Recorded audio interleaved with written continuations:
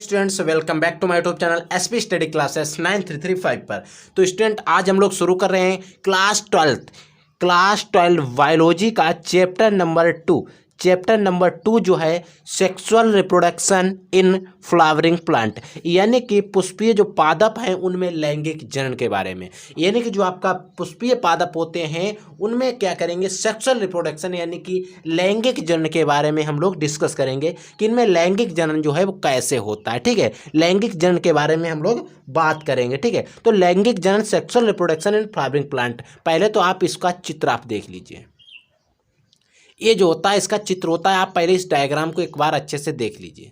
ठीक है, इस डायग्राम को आप देखकर अच्छे से इसको बना लीजिए। ठीक है, फिर आइए हम आपको इसको समझाते हैं। देखिए, सबसे पहले तो हमें समझ लेना है प्लांट क्या होते हैं, पौधे क्या होते हैं, पौधे कितने प्रकार के होते हैं। देखिए, पादप जगत के बारे में हम पूरा समझ लेते हैं। आपको स्क्रीन पर जो आपको एक डायग्राम दिख रहा है, एक चार्ट दिख रहा है, इसमें आप सबसे पहले देखेंगे ये दो भागों में डिवाइड किया गया है। भ्रूणीय प्लांट, भ्रूणीय ऐसे प्लांट जिनमें भ्रूण उपस्थित होगा और ऐसे प्लांट जिनमें भ्रूण अनुपस्थित होगा। जिनमें अनुपस्थित होता है उन्हें तो हम कहते हैं शैवाल। ठीक है, उसमें लाल शैवाल हो सकते हैं, भूरे शैवाल और हरे शैवाल। ठीक है, लाल शैवाल को कहते हैं रोडोफाइसी, भूरे शैवाल को कहते हैं फियोफाइसी और हरे शैवाल को कहते हैं क्लोरोफाइसी। ठीक है, फिर एक चार्ट दिया गया जिसमें कहा गया है भ्रूण उपस्थित होते हैं, उन्हें कहते हैं एम्ब्रियोफाइटी। ठीक है, इसमें आप सबसे नीचे आ जाइए, जहां पर लिखा है, सबसे नीचे आइए जहां पर लिखा है स्पर्मेटोफाइटी, स्पर्मेटोफाइटा लिखा है, उसके नीचे उसको दो भागों में डिवाइड किया गया है। बीज नग्न होते हैं और बीज ढके। ये प्लांट होते हैं, ऐसे प्लांट होते हैं जिनमें क्या होते हैं, बीज जो होते हैं वो नग्न होते हैं और कुछ में बीज क्या होते हैं,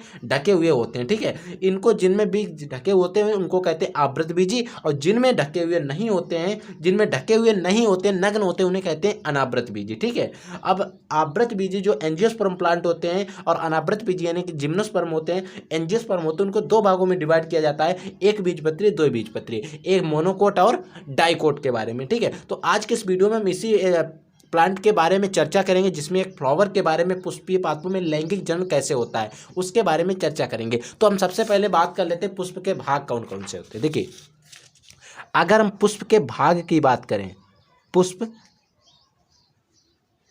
के भाग, देखिए कोई भी प्लांट होता है उसके दो मुख्य भाग होते हैं। वो दो भाग कौन कौन से होते हैं आपको समझना है। देखिए, मान लीजिए ये हमारी क्या है, जमीन है। इसमें क्या होता है, प्लांट का कुछ भाग तो ऊपर होता है, इस तरीके से पेड़ हमारा होता है। इसमें नीचे क्या होती है, हमारी जड़ें होती हैं, जड़ें स्टेम होती हैं, स्टेम होती हैं। ठीक है, तो प्लांट का मुख्य भाग ये तो हमारा तना हो गया एक तरीके से, अगर हम बात करें पूरा। ठीक है, पूरे को मान लेते तना, और नीचे जड़, यानी कि मुख्य रूप से दो ही भाग होते हैं। ठीक है, और बात करते हैं पुष्प यानी कि फूल। फूल क्या है, एक रूपांतरित प्ररोह तना है। क्या है, प्ररोह, प्ररोह तना है, रूपांतरित प्ररोह तना, रूपांतरित प्ररोह तना है। क्वेश्चन एक बार आता, बोर्ड एग्जाम के अंदर एक बार ऑब्जेक्टिव क्वेश्चन आया था कि फूल है, रूपांतरित प्ररोह है, जड़ का रूपांतरण है, ऐसे करके क्वेश्चन 4 विकल्प थे, वहां पर रूपांतरित प्ररोह, स्टूडेंट ये R4 रहा, रूपांतरित प्ररोह है। ठीक है, पुष्प के मुख्य कितने भाग होते हैं, दो भाग होते हैं। एक ऊपर होता है तना, नीचे होती है जड़। जड़ में प्राइमरी सेकेंडरी रूट्स कई प्रकार की होती हैं। ठीक है, तने में क्या होते हैं, यहीं फूल होते हैं, फल होते हैं, जो भी बीज बनते हैं यहीं पर सारा कुछ होता है। यानी कि जो तना वाला भाग है, दो भागों में प्लांट को हम डिवाइड करते हैं।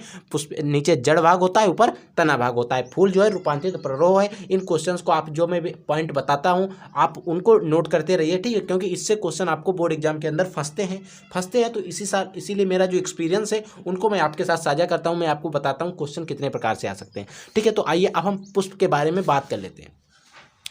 पहले तो पुष्प का हम स्ट्रक्चर देख लेते हैं। ठीक है, फिर हम देखेंगे पुष्प की संरचना।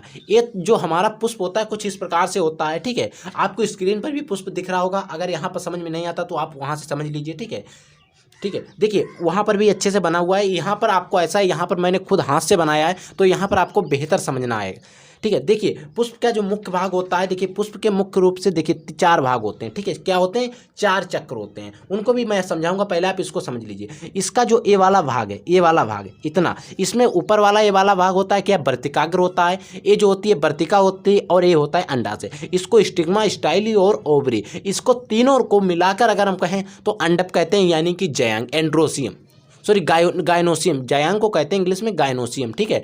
फिर अगर इनकी बात करें तो ये क्या होती है, एक जो घुंटी जैसी आपको ऊपर दिख रही है, ये क्या होती है हमारी, इसमें ये होता पूरा पुतंत होता है और ये होता है यंत्र यानी कि परागकोश होता है। यहीं पर हमारी क्या होती है, ये वाली ये योज होती है, योज, ठीक है, योज, ठीक है। और इसको मुख्य रूप से हम क्या कहते हैं, पुंकेसर यानी कि पुमंग यानी कि एंड्रोसियम, ठीक है। और ये हमारा क्या होता है, बीच में बीजांड होता है, यहीं पर सारा खेल होता है पुष्प का, ठीक है। ये बीजांड द्वार होता है, यहाँ पर ये आपको खाली स्थान दिख रहा है, ये बीजांड द्वार होता है। इसमें 3 ऊपर की तरफ कोशिकाएं होती हैं, प्रतिमुखी कोशिकाएं होती हैं, उसको मैं बाद में डिटेल करूँगा। इसके ऊपर भी एक, इस पर इतने पर स्टूडेंट मैं बताऊँ कि कम से कम 2 वीडियो बनाने पड़ेंगे हमें, बहुत अच्छे से अब मैं इसको आपको समझाऊँगा, क्योंकि बीजांड जो है यहाँ से बहुत ज़्यादा मैं आपको इसका विकास बताऊंगा कैसे होता है। इसी को मादा हिमकोद भिद भी कहते हैं, ठीक है। और इसमें 2 बीच में अंड कोशिकाएं होती है जिससे फर्टिलाइज, 2 ध्रुवीय केंद्रक होते हैं, नीचे एक अंड कोशिका, 2 सहायक कोशिकाएं होती है, इन्हीं में अंड कोशिका में फर्टिलाइजेस्ट होता है। अब हम बात करते हैं दल की। ये दल होते हैं और ये नीचे होता है बाह्य दल।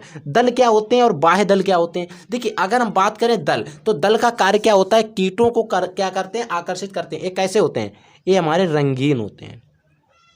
ये जो दल है हमारे कैसे होते हैं स्टूडेंट, रंगीन होते हैं। एक का कार्य करते हैं, कीटों को अपनी ओर आकर्षित करते हैं। आपने फ्लावर देखा होगा, इसमें रंग बिरंगी जो होते हैं, इन्हीं को क्या कहते हैं, रंगीन, ठीक है। और आपको जो बाह्य दल होते हैं कैसे होते हैं, हरे रंग के। आपने देखा होगा पुष्प के नीचे जो होते हैं कुछ हरे रंग की पत्तियां जैसी लगी होती हैं। लेकिन अगर हम बाह्य दल और दल में कभी अंतर ना स्पष्ट कर पाए, तब इसे क्या कहते हैं, परिदल, परिदल। इसको भी मैं अभी समझाऊंगा आगे, देखिए मैं यहाँ पर आपको समझा दे रहा हूँ। फिर हम बात करते हैं पुष्प व्रंत की और फिर बात करते हैं पुष्पासन की। पुष्प व्रंत वह भाग होता है जिससे क्या होता है, पुष्प तना से जुड़ा होता है। पुष्पासन क्या होता है, जिसपे पुष्प के सभी चक्र एक तरीके से व्यवस्थित रहते हैं, ठीक है। इस तरीके से पुष्प की संरचना हो गई। अब आप हेडिंग लगाइए, क्या हेडिंग लगाएंगे, पुष्प की संरचना, स्ट्रक्चर ऑफ फ्लावर, पुष्प की संरचना। और फिर आप इसमें एक हेडिंग लिख लीजिए, पुष्प में मुख्य रूप से 2 चक्र होते हैं। 2 चक्र कौन कौन से होते हैं, देखिए एक तो होता है सहायक चक्र और एक होता है आवश्यक चक्र। अब हम बात कर लेते हैं, सहायक मतलब होता है सहायता करने वाला, ठीक है। और आवश्यक मतलब होता है जो जरूरी ही होगा, इसके बिना कुछ नहीं हो सकता है। आप इसको सहायक और आवश्यक को समझ लीजिए। देखिए पुष्प के सहायक चक्र कौन से होते हैं, ये जो आपको बाह्य दल और दल दिख रहे हैं, यही क्या होते हैं, सहायक चक्र होते हैं।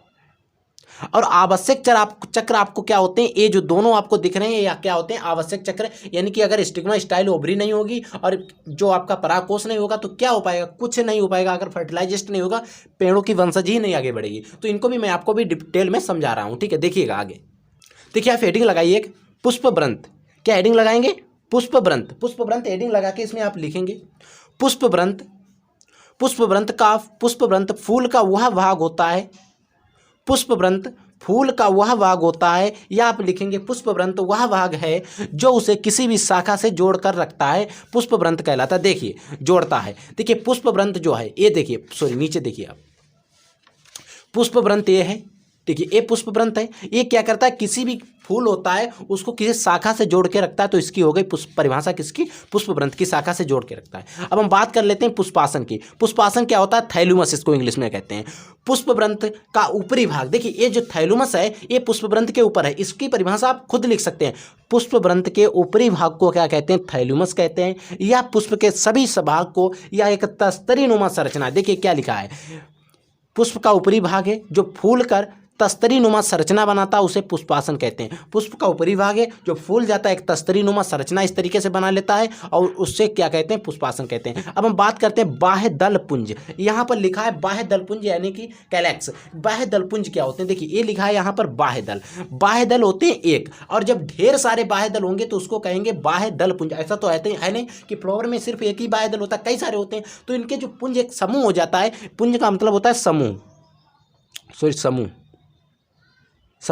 समूह को क्या कहते हैं, जब समूह में मिल जाते हैं तो इनको कहते हैं बाह्य दल पुंज। देखिए ये हरे रंग के होते हैं, मैंने आपको बताया ये कैसे होते हैं, हरे रंग के होते हैं, ठीक है। और ये जो पुष्प के सभी भागों को जोड़कर रखता है, और इसकी इकाई क्या है, बाह्य दल। इसकी इकाई जो है वो बाह्य दल ही है, और बाह्य दल बहुत सारे मिल जाते हैं तो इसको कहते हैं बाह्य दल पुंज, ठीक है। अब हम बात कर लेते हैं दल पुंज की। दल पुंज क्या है, ये वाला भाग जो है, ये रंगीन जो आपको दिख रहे हैं ये है दल, और दल के समूह को क्या कहेंगे, पुष्प दल पुंज कहेंगे। ये पुष्प का रंगीन चक्र होता है, मैंने आपको बताया कैसे होते हैं, रंगीन होते हैं, ठीक है। रंगीन चक्र होता है, यह कीटों को अपनी ओर आकर्षित करता है। इसकी इकाई क्या है? बाह्य दल है। इसी के द्वारा कीट इस पर आकर्षित होते हैं। उसके ऊपर क्या होते हैं? जो देखिए पुष्प जो कीट होते हैं वो हर पेड़ पर जाते हैं, ठीक है, हर पुष्प पर जाते हैं। वो उससे क्या करते हैं? उस पर अपने जो मिनरल्स होते हैं यानी कि मकरंद होते हैं उनको चूसते हैं। क्या करते हैं? उनसे जो पराग कण होते हैं, पराग कण जो होते हैं, जो परागकण होते हैं, जब उस पर बैठते हैं तो उसकी पीठ पर चिपक जाते हैं। जब वो यहाँ पर बैठते हैं कि कहाँ पर रंगीन कीट आकर्षित करते हैं तो किसी ना किसी तरीके से यहाँ वर्तिकाग्र पहुँच जाते हैं और वर्तिकाग्र के जरिए एक पराग नलिका आती है उसमें परागकण में, और यहाँ पर अंडकोशिका के साथ फर्टिलाइजेस्ट होकर क्या होता है? निषेचन हो जाता है और नए बीज का निर्माण हो जाता है। इस तरीके से होता है, ठीक है। अब हम बात कर लेते हैं पुमंग की। पुमंग यानी कि एंड्रोसियम, ये पुष्प का नर जननांग है। आपको ये जो पुमंग दिख रहा है, पुमंग इतना पूरा, इस पूरे की बात कर रहे हैं हम यहाँ से यहाँ तक की, ठीक है। योजी भी है, परागकोश भी है, पुतंतु। ये पुष्प का क्या है? नर जननांग है। कैसा है? नर जननांग यानी कि मेल गैमेट से, मेल नर जननांग है, नर जननांग है, ठीक है। यानी कि नर जननांग है, मादा जननांग नहीं है। मादा जननांग भी होता है और ये जनन में क्या करते हैं? भाग लेते हैं। ये जनन में क्या करते हैं? भाग लेते हैं। और इसकी इकाई क्या होती है? पुंकेसर यानी कि फिलामेंट होती है। इसकी इकाई क्या है? पुंकेसर यानी कि फिलामेंट है। और इसको संपूर्ण रूप से क्या कहते हैं? पुमंग यानी कि एंड्रोसियम। फिर हम बात कर लेते हैं किसकी? गायनोसियम की। ये पुष्प का सबसे भीतरी भाग है, सबसे भीतर है। देखिए आपको ये वाला भाग दिख रहा है, सबसे भीतरी भाग है, ठीक है। और ये क्या होता है? पुष्प का मादा जननांग है। इसकी इकाई क्या कहलाती? अंडप कहलाती है। इसकी जो इकाई है वो अंडप कहलाती है। इसमें 3 भाग होते हैं, स्टिग्मा, स्टाइल और होती है हमारी क्या है? ओवरी, ठीक है। इतना आपको समझ में आ गया? पुष्प की जो संरचना है वो समझ में आ रही है। अब हमने आपको बताया था कि परिदल के बारे में। परिदल क्या होते हैं? देखिए आप हेडिंग लगा लीजिए, परिदल पुंज। परिदल पुंज क्या होते हैं? जब बाह्य दलपुंज और दलपुंज में अंतर स्पष्ट ना हो तो उसे क्या कहते हैं? परिदल पुंज कहते हैं। इसकी इकाई क्या है? परिदल है। देखिए जब बाह्य दलपुंज और दलपुंज में अंतर ना हम स्पष्ट कर पाए, बता ही ना पाए कि ये बाह्य दलपुंज है या बाह्य दलपुंज है या दलपुंज है, ठीक है। अब जब हम इसमें नहीं बता पाते हैं तो इसको क्या कहते हैं? संपूर्ण रूप से हम इसको कह देते हैं परिदल पुंज। आपने तोरई या लौकी में जब कभी आपने देखा होगा पीछे जो उनके जो उसी में चिपक जाते हैं। आपने ज़्यादातर तुरई में भी देखा होगा, भिंडी में भी देखा होगा, ठीक है। उसमें आपने देखा होगा वो हरे रंग के उसमें चिपके रहते हैं, यानी कि जब सूख जाते हैं। टमाटर में आप लोगों ने देखा हो, वही होते हैं क्या? परिदल पुंज, ठीक है। उनमें बाह्य दलपुंज और दलपुंज में अंतर नहीं होता है। अब हम बात कर लेते हैं। देखिए इस सेक्शन हम हर बार अब आपको जो भी सेक्शन समाप्त करेंगे उससे रिलेटेड आपसे क्वेश्चन पूछेंगे और उसमें हम आपको बताएंगे किस तरीके से बोर्ड एग्जाम के अंदर क्वेश्चन आते हैं। यहाँ से 2 क्वेश्चन वेरी इंपॉर्टेंट क्वेश्चन बन सकते हैं, उनको मैं समझाऊंगा। इसी तरीके से हर वीडियो के अंदर मैं आपको क्वेश्चंस भी बताऊंगा किस तरीके से आपको बोर्ड एग्जाम के अंदर करके जाना है, ठीक है। पुष्पीय पादपों में नर युग्मक बनते हैं। बताइए पुष्पीय पादपों जो होते हैं उसमें नर युग्मक जो होते हैं कहाँ पर पाए जाते हैं? क्या परागकण में नर युग्मक होते हैं, पुंकेसर में होते हैं, बीजांड में होते हैं, या इन सभी में होते हैं? देखिए बीजांड में यानी ये तो क्या है? मादा जननांग है, तो मादा जननांग ए वाला भी कैंसिल और इन सभी में ए वाला भी कैंसिल। 2 ऑप्शन तो मेरे बिल्कुल कैंसिल हो गए। अब बचा परागकण और पुंकेसर। तो पुंकेसर होता है जो, वो क्या होते हैं कि पुंकेसर तो इस पूरे के हम समूह को कह रहे थे। इसमें परागकण कहाँ पर होंगे? इसमें नरयुग्मक चाहिए। तो आपका जो परागकण होता है परागकोश के अंदर, परागकोश के अंदर क्या होते हैं? परागकण होते हैं, परागकण होते हैं।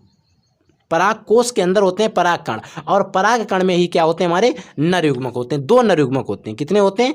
2 नरयुग्मक होते हैं। इनको भी हम समझाएंगे, अच्छे तरीके से समझाएंगे। और देखिए पुष्प में मुख्य कितने चक्र होते हैं? पुष्प में मुख्य रूप से कितने चक्र होते हैं? पुष्प में मुख्य रूप से 2 चक्र होते हैं, और अगर हम पूरे चक्र की बात करें तो 4 चक्र होते हैं। अब वो 2 चक्र कौन से होते हैं? मैंने आपको बताया। एक तो होता है हमारा सहायक चक्र और एक होता है आवश्यक चक्र। आवश्यक चक्र। आप अगर इस मुख्य रूप से आपसे पूछता है तो आप 2 ही चक्र लिख देंगे, और अगर आपको वहां पर विकल्प दे देता है, देखिए मैं आपको बता दूं, कभी भी अगर आपको 2 और 4 दोनों विकल्प देते हैं तो आप 4 लगाइए, अन्यथा ऐसा कभी हो ही नहीं सकता आपको दोनों विकल्प दे दे, ठीक है। एक ही विकल्प देगा, ठीक है। और अगर आपको ऐसे क्वेश्चन किस में आते हैं? अति लघुत्तरी में आते हैं, ठीक है। मैं बता देता हूं, अति लघुत्तरी में आपसे एक क्वेश्चन लिखने को आते हैं 1.5 नंबर में, ठीक है। अति लघुत्तरी में पूछते हैं पुष्प में मुख्य रूप से कितने चक्र होते हैं? तो पुष्प में मुख्य रूप से 2 चक्र होते हैं, सहायक चक्र और आवश्यक चक्र। आवश्यक चक्र में पुमंग और हमारे आ जाते हैं जयांग, और इसमें क्या आते हैं? दल और बाह्य दल, दलपुंज और बाह्य दलपुंज आप लिख लीजिए, ठीक है। इतने आते हैं किसमें? हमारे जो पुष्प के चक्र होते हैं, सहायक चक्र में बाह्य दलपुंज और दलपुंज होते हैं, और आवश्यक चक्र में होते हैं पुमंग और जयंग। ठीक है, इस प्रकार से आपके क्वेश्चन बोर्ड एग्जाम के अंदर बनते हैं। प्रीवियस अगर आप क्वेश्चन पेपर उठा के देखेंगे तो वहाँ पर आपको क्वेश्चन मिलेंगे इस तरीके से। ठीक है, तो आई होप आपको वीडियो अच्छे से पसंद आया होगा। अगर आपको वीडियो पसंद आया तो वीडियो को एक लाइक कर देना, चैनल पे नहीं तो चैनल को भी सब्सक्राइब कर लेना, ताकि मैं जो भी वीडियो अपलोड करूँ उसका नोटिफिकेशन सबसे पहले आपके पास समय समय पर पहुँच सके और समय समय पर आपकी तैयारी भी बेहतर ढंग से हो सके। और अगर आप हो सके तो अपने दोस्तों को भी शेयर कर दीजिए वीडियो जल्द से जल्द। तो स्टूडेंट, हम मिलते हैं एक नए वीडियो में इसी टॉपिक के साथ। तब तक के लिए जय हिंद, वंदे मातरम।